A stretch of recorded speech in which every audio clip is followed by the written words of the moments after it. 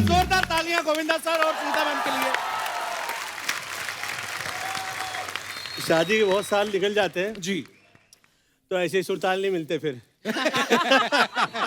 लेकिन जिंदगी भर उंगलियों पर तो नचाया ही है ना चीची को, बेशक। आज स्टेज पर भी नचा दिया। Very good. बेशक, मुझे प्रॉब्लम नहीं है। Very good. मुझे अच्छा लगता है। पहले मेरी मम्मी ने नचाया, आजकल बच्चों की मम्मी नचाती है। I like it, I love it. अच्छा गोविंदा सर, वैसे खुद हीरो होते हैं ना, हीरो नंबर 1 हर इनके सामने। अभी भाभी हीरो लग रही तो खुद किसी अभी इतने साल हो गए ना, जरा खींची लो अब। नहीं, और अपनी प्रॉपर्टी का वो भी होता है ना, क्या हौसला होता है कि अपनी तो है ना। अपना ही माल है ना। ओहो, मतलब वैसे पहली टाइम जो मुझे टच किया था, मतलब मैं तो इतना गांव वाला टाइप का था एकदम। मतलब हम लोग का प्यार, वो गाड़ी में हम लोग लौट रहे थे, फिल्म की शुरुआत हुई थी, तो पहले हाथ जो पकड़ा आदरणीय। पकड़ा तो देखो आज तक पकड़ के रखा है, छोड़ा भी नहीं।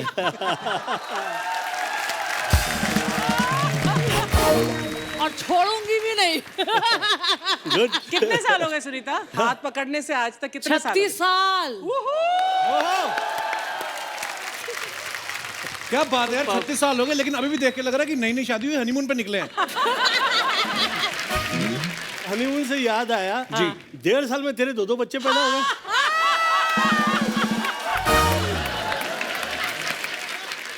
मैं आपको सही बताऊं पाजी, मेरा हनीमून अभी तक पेंडिंग है।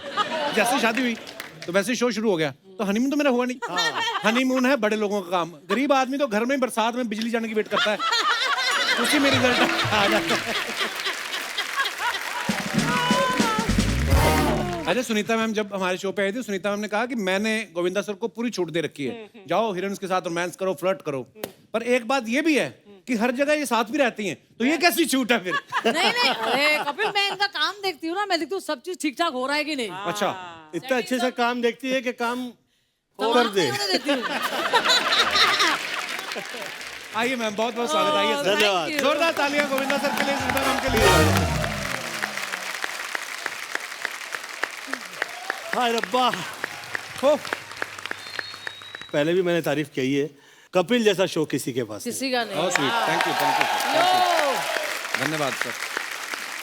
May God bless you and all the best. Love you sir. इतनी तकलीफ के दौर में हंसी का माहौल और हसीन माहौल कहीं दिखाई देता है तो कपिल के शो में। वाह। He deserves it. Love you sir, thank you.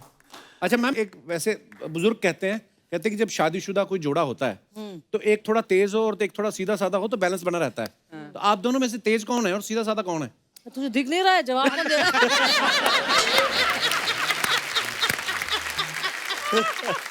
ये सवाल रखा भी क्यों? मतलब कि मैंने फिल्मों में बहुत सी कॉमेडी की है, पर रियल लाइफ में मुझे जो हंसाया करती है घर में, ओह वंडरफुल। मेरी हंसी की वजह मेरे घर में ही है। अच्छा, जब शादी से पहले मैंने सुना है कि जब सुनीता मैम से शादी होने वाली थी सर की, तो तकरीबन एक साथ 40 फिल्में साइन की थी और इधर से उधर शूटिंग कर रहे थे। तो आपको आपके ससुराल वालों ने कहा था खाली सूटकेस देगी कि पहले इसको भर के लाओ फिर शादी होएगी? इतना काम कर रहे थे, प्यार का समय कैसे मिल गया आपको?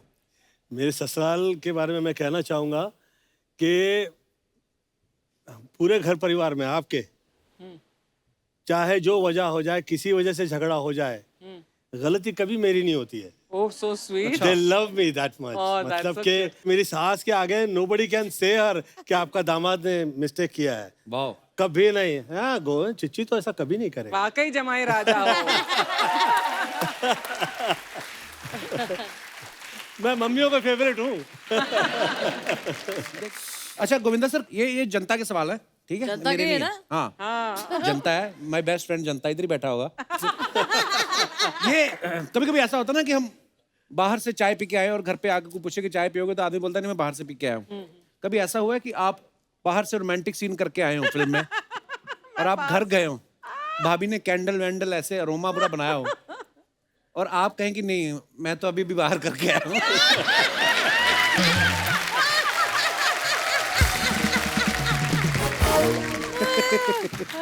मैं सच कहूँ, आप शर्मा हो नाम से, पर मैंने शर्मा शर्मा के बहुत अच्छे अच्छे काम किए हैं।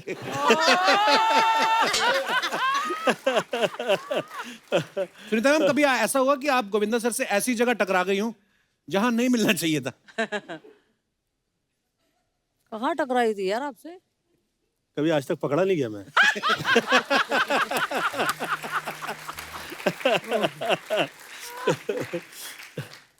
गोविंदा सर, कभी ऐसा हुआ कि घर में कभी नोकझोंक हुई हो भाभी से और उसका गुस्सा सेट पे जो आपकी वाइफ बनी है उन पर निकल गया हो, या घर का अधूरा प्यार, मतलब जो बाहर तो नहीं बांट दिया?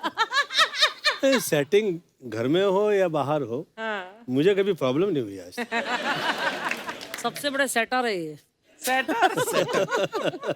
भाभी ऐसा कभी हुआ है आप इनके सेट पे पहुंची हो और इनका वहां पे रोमांटिक सीन चल रहा हो और आपको देख के उन्होंने बोल दिया हो कि आज एक्शन कर लेते हैं? तो मैं नहीं कर पाता इसके आगे रोमांस, आई स्वेयर नहीं कर पाता, मुझे वाकई शर्म आ जाती है। मैं आज तक इसके आगे कभी रोमांस ही नहीं किया। ये आ जाती है सेट पे, मैं कहता हूँ यार अभी थोड़ा ठहर जाइए, निकल जाए फिर शॉट देंगे। सर, कभी ऐसा हुआ कि आपके कोई को एक्टर जो आपके साथ फिल्म में काम कर रहे हो आपको घर से पिक करने आ गए हो कि मैं ही लेके चलता हूँ, कहीं मुझे इंतजार ना करना पड़ जाए? अरे कब आएगा यार घर में, मैं तो इतने सेट पे होता था, इधर से उधर उधर से इधर, वो प्रोड्यूसर ढूंढने में लगे रहते थे। वो एक्टर्स कहाँ से बेचारे ढूंढेंगे। मेरा और तो हमने एक बार ऐसा किस्सा सुना था कि बच्चन साहब आपको पिक करने आ गए थे कि अरे मैं साथ में ही ले चलता हूँ।